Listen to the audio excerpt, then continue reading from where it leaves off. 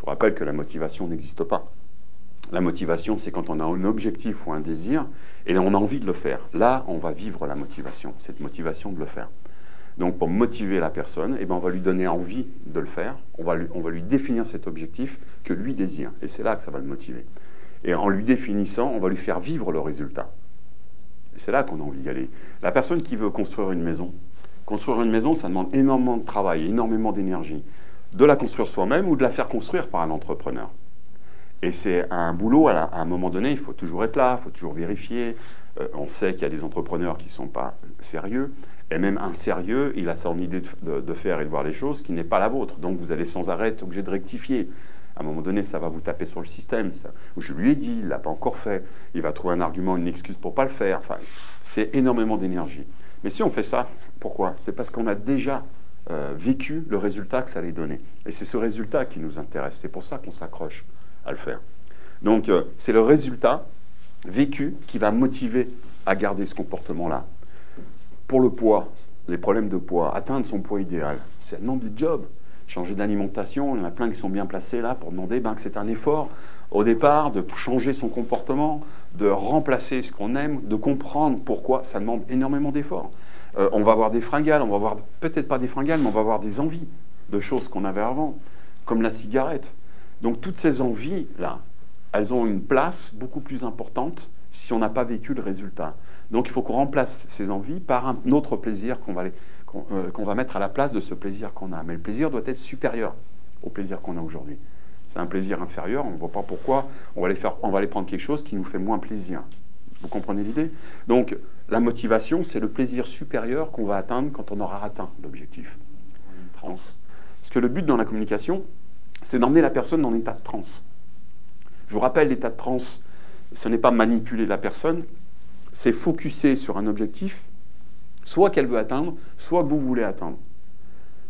Alors quand vous voulez atteindre, l'objectif, c'est de l'aider à elle à atteindre son objectif. Hein. On n'est plus dans de la manipulation malsaine. OK? Je vois, par exemple, quand il a un client qui vient, ce qu'il veut, c'est que son client soit satisfait et content. Parce qu'il sait, dans son intérêt, que s'il est satisfait et content, il va le payer.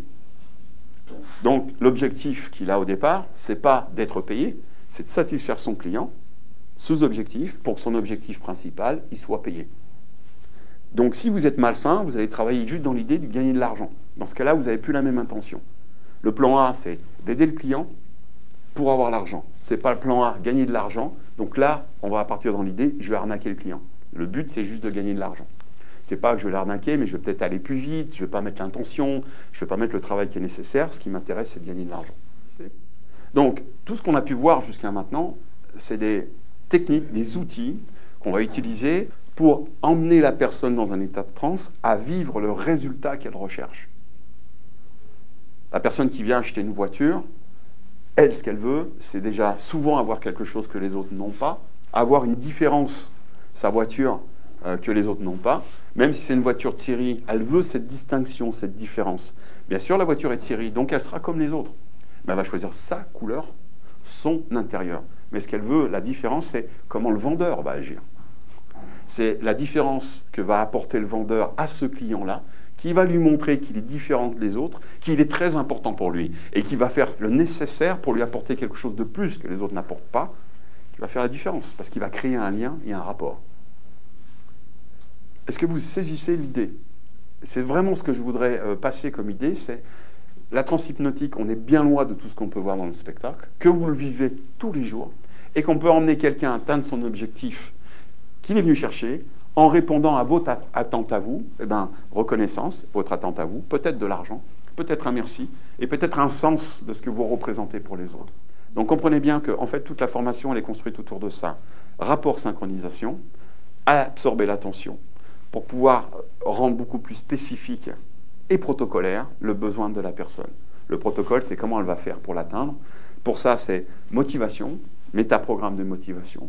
Dans ce cadre objectif avec les métaprogrammes de motivation, on va défaire le métamodèle, tous ces mots qui reviennent et qui ne sont pas spécifiques, qu'on entend, hein, c'est toujours, c'est mais, c'est il faut, c'est je dois, en les définir pour les rendre beaucoup plus spécifiques, pour que la personne elle enlève des barrières et qu'elle ouvre à 180 degrés la vision de ce qu'elle veut atteindre sans qu'il y ait une problématique qui se pose dessus. Et s'il y a une problématique, comment on va trouver une solution? Ça, c'est les étapes.